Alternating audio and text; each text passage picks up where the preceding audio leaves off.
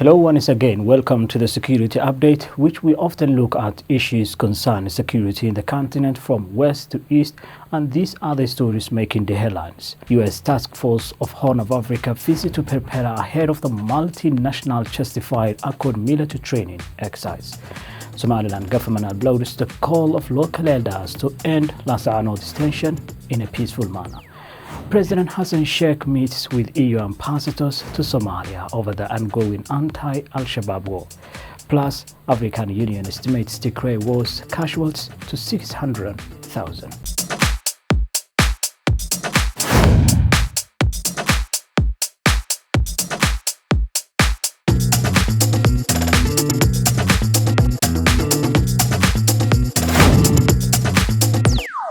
Welcome to the program.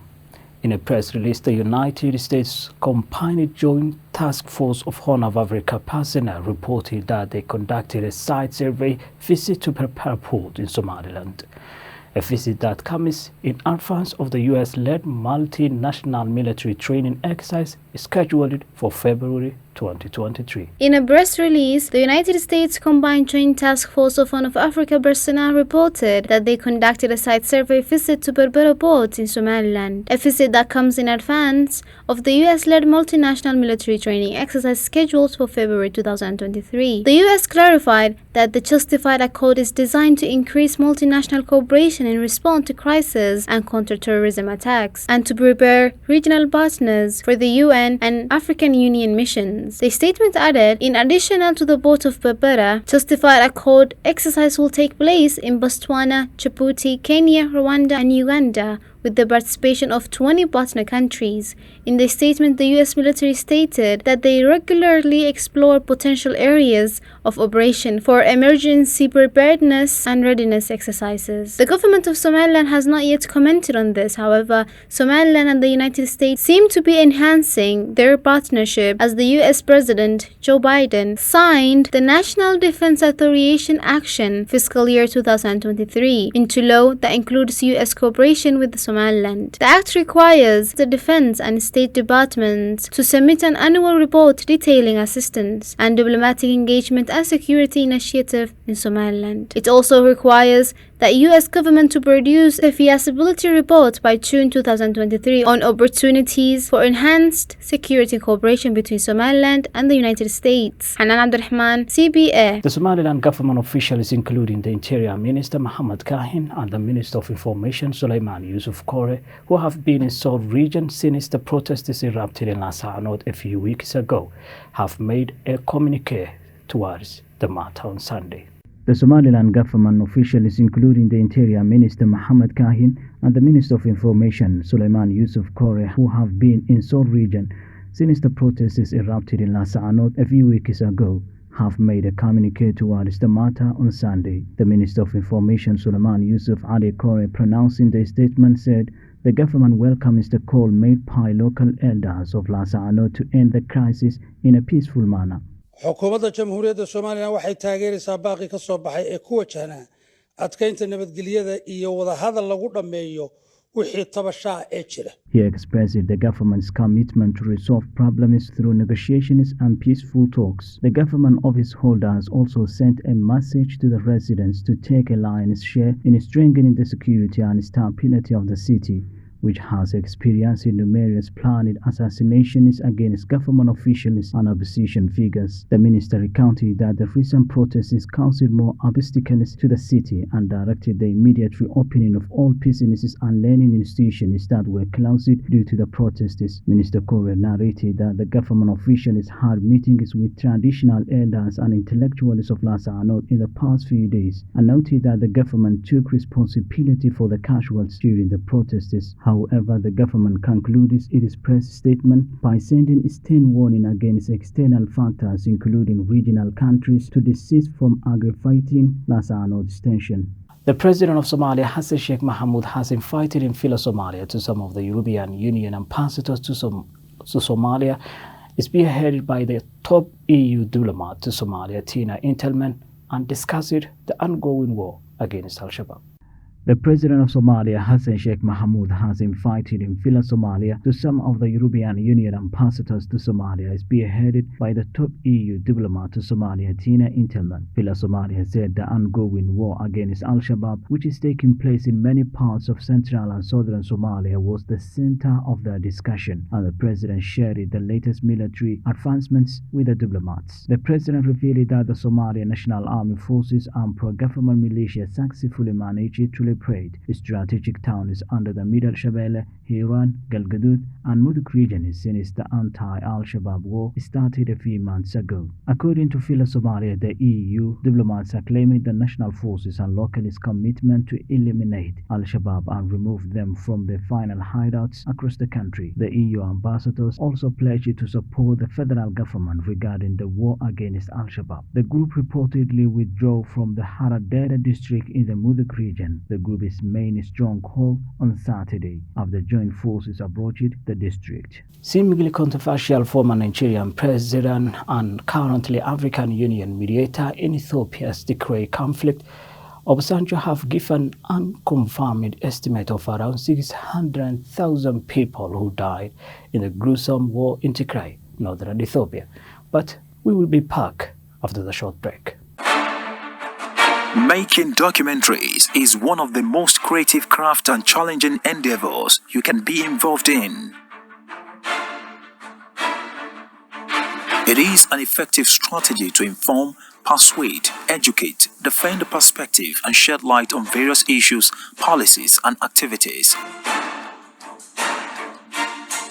At CBA TV, documentary production is our forte. We capture every TikTok detail of events in highest resolution to tell the story you care about, from politics to human hunger, research-based content, educative and informative. We also help you project your story in a dynamic perspective that attracts the world views of the target audience, as there is no better or more powerful way to place the organization's values and achievements than to make an excellent documentary film.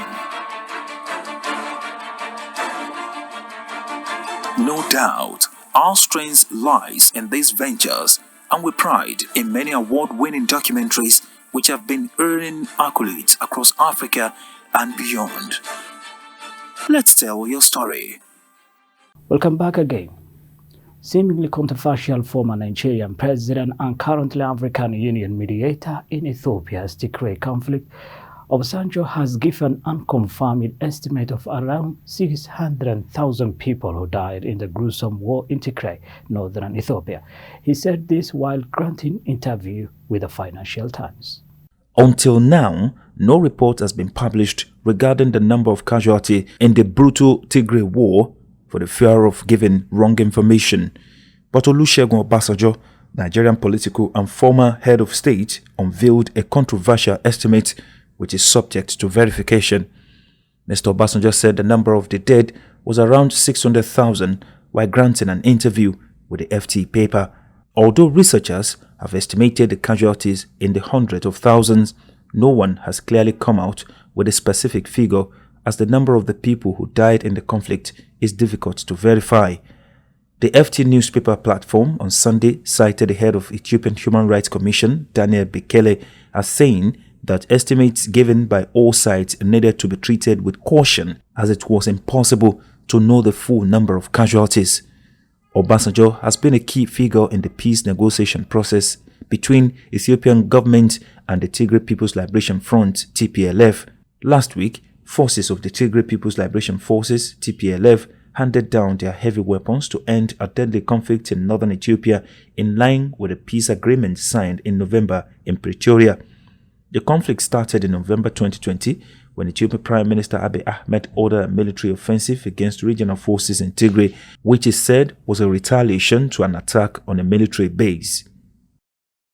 As the war between government forces along with pro-government militia and Al-Shabaab is still underway in some parts of southern and central Somalia, government forces claiming to have recaptured a new strategic village in Gala town of Galgaduud region from Al-Shabaab.